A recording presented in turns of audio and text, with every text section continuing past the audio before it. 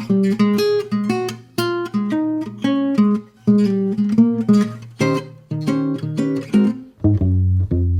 the weather outside is frightful, but the fire is so delightful.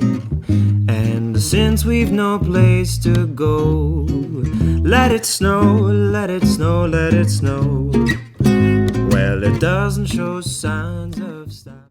Bonsoir Jean-Luc et bonne année pour toi. Bonsoir Gaël, bonne année également. Alors bonne année pour toi et toute ta petite famille. J'imagine que vous avez passé un bon réveillon. Oui, on a passé un très bon réveillon en respectant bien évidemment tout ce qui est comme règle imposée par ce qu'on nous demande de faire tous les jours. Voilà. Mais ça s'est très bien passé. Bon, On a super. réussi à satisfaire tout le monde. Bon, super. On voulait passer un petit mot ce soir pour l'ensemble du club, les supporters, les dirigeants, les joueurs.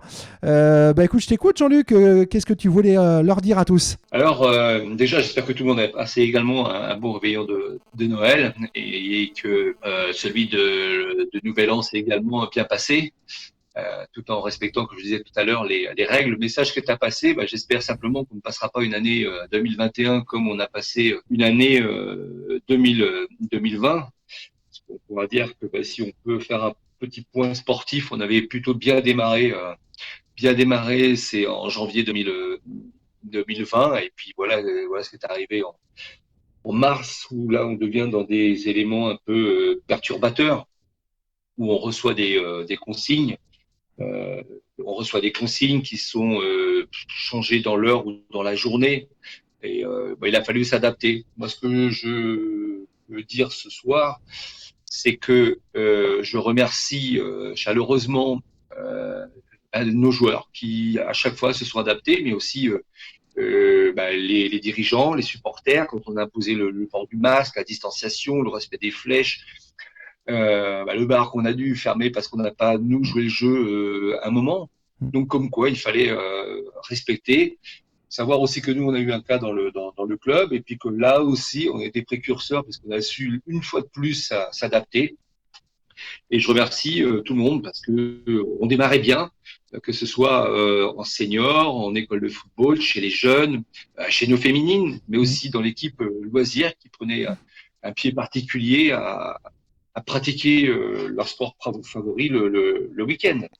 Donc voilà, c'est déjà commencé par un remerciement sur l'ensemble du club et nos partenaires aussi à qui on peut faire un coucou, et bien évidemment la mairie, même si ça a été compliqué, il a fallu que chacun puisse s'adapter dans les conditions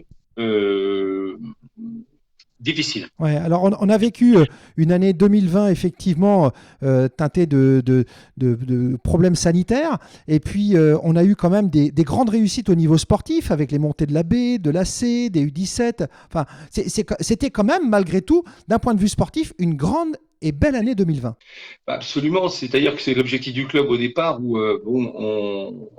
on reste persuadé un peu plus sur l'objectif du groupe première par rapport au maintien. Je parle, ça paraît un peu plus compliqué pour le groupe B et C, mais là aussi, il y a un gros effort de fait, puis surtout, il y a un gros travail de réaliser avec Thierry Ogier, et surtout bien accompagné et suivi par Régis et Romain, ce qui permet d'avoir un groupe de travail permanent. En ce qui concerne les seniors, il faut savoir que Thierry Ogier essaie de mettre en place dans le club des choses pour tout le monde. Soit pour les jeunes, il a un regard sur les féminines, et ça se passe plutôt très bien à ce jour. Alors, 2021 arrive, tu es constamment avec les différents intervenants du club, avec les responsables d'équipe. Est-ce qu'il y a des petites infos ce soir pour tout le monde ? Est-ce que tu aurais des dates pour la reprise ? Alors, il faut savoir qu'on essaie Alors, d'une part, on n'a plus accès au bâtiment, donc on ne peut plus faire les réunions comme on le fait. Donc, j'organise des réunions avec les règles, masque, distanciation. On essaie de mettre des choses en place, mais à ce jour, on peut pas prétendre à avoir une date. La seule chose qu'on puisse faire aujourd'hui, c'est de continuer à travailler, puisqu'il y a des exercices qui sont mis en place, notamment dans une période où on allait au Pont Noir. Je sais aussi qu'on a la difficulté de pouvoir s'entraîner avec le couvre-feu, mais là aussi, je remercie tous les éducateurs qui jouent le jeu. On diminue un peu les séances, mais tout le monde tout le monde peut pratiquer le football. En termes de reprise, je n'ai aucune info, puisque la Ligue ne se prononce pas, le district ne se prononce pas, la fédération non plus. Parce qu'aujourd'hui, on voit ce qui se passe en France.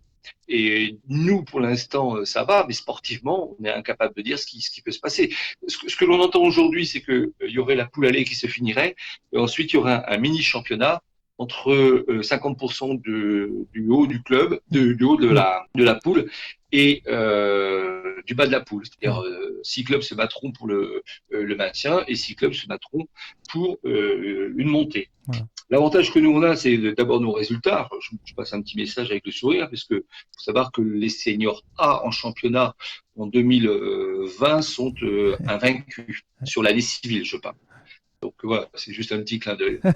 Et non, au terme de reprise, on n'a aucune info. On n'a aucune info pour l'instant crédible, je dirais. Aucune info crédible. Personne ne se prononce. Ça a fait beaucoup de bien de voir que le dernier week-end de novembre, nos jeunes de Plédran reprenaient. D'ailleurs, c'était presque la seule école de foot à reprendre ce dernier week-end de novembre. Oui. C'est-à-dire qu'on a été les premiers, mais là aussi, si on a réussi à le faire, c'est parce que la veille, on était avec le maire. Dès qu'il avait des infos, il les renvoyait. Moi, je sais confirmer avec la fédération, et c'est comme ça qu'on a pu faire démarrer notre école de football avant les autres. Quels sont les challenges sportifs pour 2021 ? Quels sont tes espoirs ? Mes espoirs, c'est alors déjà de continuer à voir nos seniors à progresser, et de continuer avec l'esprit féminine, et puis bien évidemment nos jeunes. On rencontre une difficulté dans la catégorie U19, donc on va rencontrer un trou. L'espoir, c'est d'avoir la persévérance des éducateurs qui vont attirer les jeunes, mais aussi le groupe première qui va tirer le marché vers le haut, parce qu'on est, je crois, dans le championnat l'équipe la plus jeune. Et on voit qui s'accrochent. Ils sont en permanence attentifs à ce qui se passe. Un dernier petit mot peut-être pour nos amis supporters qui nous écoutent. C'est très bien que c'est super important pour moi.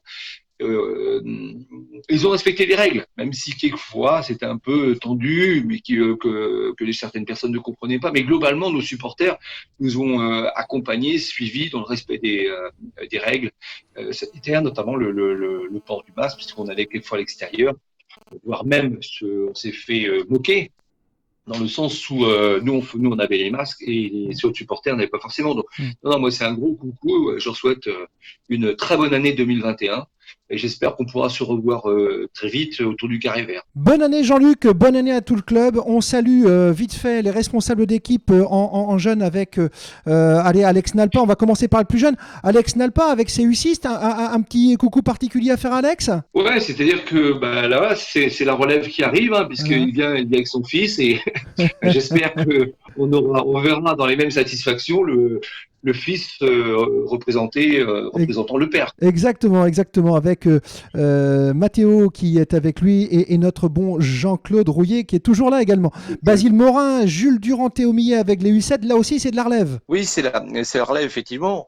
Ils sont éducateurs, mais il faut savoir aussi qu'ils partent en formation, donc ça va être la force du club de demain.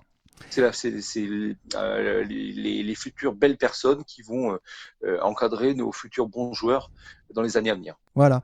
Les jeunes, c'est le motif d'espoir du CS Plédran, bâtir sur nos jeunes, avec les U9 de Nico Fanik, avec les U11 de Maxime Pasquier, les U13 de Fred Mahé et de Régis Briand, les U15 de Bertrand Soyer, les U17 de Loïc Guernion et Kevin Mérin. Enfin, on les salue tous. Un grand coucou aux joueurs. Simplement, aux joueurs. Simplement aussi, je voudrais saluer le travail que fait Paul Gilles. Voilà. C'était une bonne année 2021. Et avec Christiane Bouloir, qui est notre nouvel éducateur et qui fait un travail extraordinaire d'un point de vue sportif. Il est très suivi dans ses choix. Et ça, c'est important aussi d'avoir ce type de joueurs avec des ambitions sportives importantes. Et un dernier petit coucou aux féminines, bien évidemment, avec Kylian Elliott qui s'occupe des seniors féminines, avec Magali Boulaire et avec Arnaud Beauverger qui coordonne tout ça. Exactement, là aussi, il y a un gros travail qui est réalisé. À bientôt, Jean-Luc, sur les terrains. Super, merci. Et encore une très belle année 2021 à tous les joueurs, supporters, joueuses, dirigeants, sponsors, mairies et bien évidemment tous les gens qui les entourent. Bonne année 2021. Bonne année, Jean-Luc.